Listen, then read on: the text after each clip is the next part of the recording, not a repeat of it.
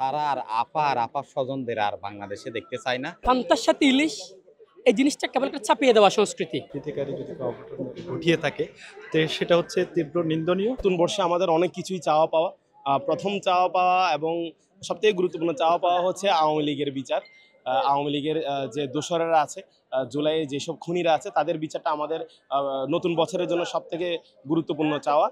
আর এইটুকু চাওয়া, এই আয়োজনগুলো গণমানুষের আয়োজন, এই আয়োজনগুলো শুধুমাত্র এলিট ক্লাস কিংবা উচ্চশ্রেণী মানুষের জন্য না, যেহেতু গণমানুষের আয়োজন তাই এখানে কৃষক থেকে শুরু করে প্রতিটি শ্রেণীর মানুষ এখানে অংশ নিবে, সমান মর্যাদার সাথে এই অংশ নিয়ে উৎসবগুলো পালন করবে, এটা আমাদের প্রত্যাশা। ইয়াং জেনারেশনের প্রতিনিধিরা আছে বা জুলাই আন্দোলনের এখানে বিপ্লবীরা আছে, তারা বারবার একটা বার্তায় দিচ্ছে, আপা ছাড়া নববর্ষের কথা বার্তা দিচ্ছে। তো আমরা বলতে চাই যে আমরা বাংলাদেশের আপামর ছাত্র জনতা যারা আছে, গণতন্ত্রকামী ছাত্র জনতা যারা আছে, স্বাধীনতাকামী ছাত্র জনতা যারা আছে, মুক্তিকামী ছাত্র জনতা যারা আছে, তারা আর আপা স্বজনদের আর বাংলাদেশে দেখতে চায় না।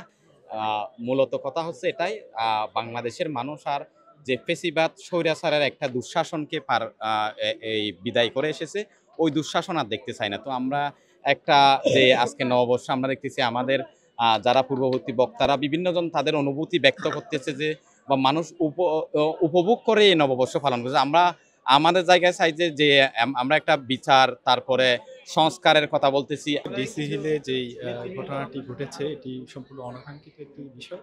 কারণ যে কোনো উৎসব হবে এখানে সবার জন্য এবং এখানে সবার অংশগ্রহণ থাকবে, এটা সবার জন্য উন্মুক্ত থাকবে। কিন্তু আয়োজনের ক্ষেত্রে গিয়ে যদি কোনো মহল এখানে কোনো দুষ্কৃতিকারী যদি কোনো অঘটন ঘটিয়ে থাকে তো সেটা হচ্ছে তীব্র নিন্দনীয়। আমরা সেটার তীব্র নিন্দাও জানাই এবং প্রতিবাদও জানাই। কারণ এটার সাথে যারা জড়িত তাদেরও আমরা সুষ্ঠু বিচারের আওতায় আনার জন্য বিচারের দাবিও করছি। পাশাপাশি ভবিষ্যতে বাংলাদেশে যাতে এই ধরনের কোনো অনাকাঙ্ক্ষিত ঘটনা, অর্থাৎ স্বৈরাচারী আমলে আমরা যেটা দেখেছি, স্বৈরাচারী পন্থায় তারা নানান ধরনের যে আয়োজনগুলোকে কুক্ষিগত করেছে, আমরা এই ধরনের এই যে একটা বিরাজ প্রভাব, এটা আমরা এখান থেকে প্রভাব দেখতে চাই। এবং পাশাপাশি আমরা চাই সবার অংশগ্রহণে সাম্য, মর্যাদা এবং সামাজিক যে নিরাপত্তা সবকিছু নিশ্চিতকরণের লক্ষ্যে এবং সুন্দর একটি বাংলাদেশ এবং বৈষম্যমুক্ত বাংলাদেশ গড়ার ক্ষেত্রে সবার অংশগ্রহণের আলোকে সকল ধরনের আয়োজন, উৎসব, সংস্কৃতি যাই বলি সবকিছু হবে, এটাই আমাদের কামনা প্রত্যাশা। আমার জানা মতে ইতিপূর্বে কখনো বাঙালি সংস্কৃতি ছিল না। পান্তার সাথে ইলিশ এই জিনিসটা কেবল একটা চাপিয়ে দেওয়া সংস্কৃতি। আমরা জানি যারা বাঙালি আরবান মিডল ক্লাস কিংবা আরবান শ্রেণী, রুরাল এরিয়ায় যারা কৃষক, শ্রমিক, চাষা, কুলি মজুর থাকে, তারা কখনোই ইলিশের দেখা পায়নি। ইভেন আমরা যারা মিডল ক্লাস লাইফ লিড করি, তারাও কখনো বাজারে গেলে ইলিশ মাছের দেখা পেলেও কখনো কেনার সাহস করি না।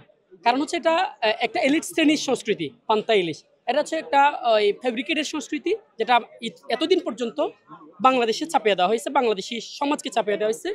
এই যে আজকে বর্ষবরণ অনুষ্ঠান, এই অনুষ্ঠানটা ইতিপূর্বে 5 আগস্টের পূর্বে এটা একটা নির্দিষ্ট একটা শ্রেণী গোষ্ঠীর সংস্কৃতি ছিল।